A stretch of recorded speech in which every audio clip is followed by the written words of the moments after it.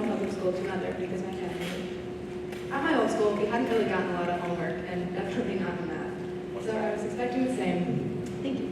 I was expecting the same at my new school. So I was very surprised when on the first day, my new third grade teacher came up to me, handed me a multiplication sheet, and told me I was going to get one of these for the rest of the year, every day.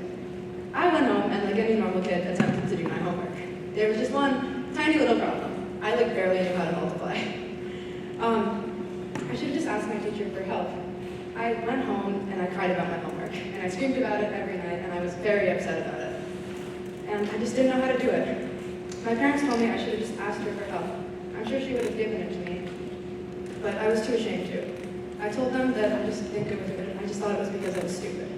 I thought it was because everyone else in my class already knew what they were doing. Everyone in my class had already learned this, so there must be a problem with me. I carried this mindset into 6th grade, and by then I realized something needed to change, and it wasn't good for me. I told myself that I was just going to try harder, because I didn't really know the root of the problem. That was a lot easier said than done.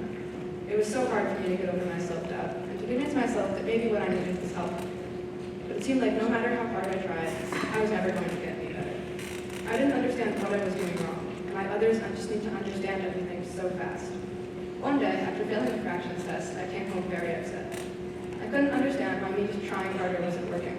I was putting so much effort into learning the material, but it just wasn't clicking. As I sat there thinking to myself, I realized something. The classes I enjoyed and that made sense to me, I always participated in. I asked questions and gave myself room for improvement. I never beat myself up in another class. I had never done that for math. I realized that then, by convincing myself I was bad at math, I was making it really hard for myself to get better and be successful. I wouldn't let myself make mistakes and admit that maybe what I needed was just help.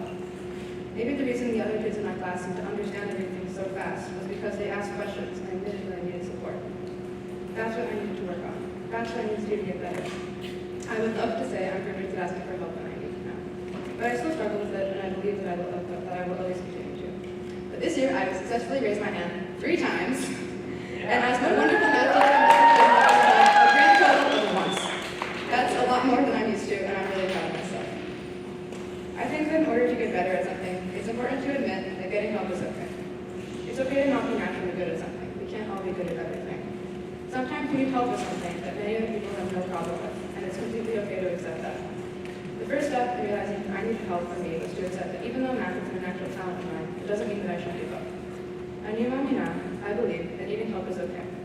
You should never be ashamed to ask for something that's going to make you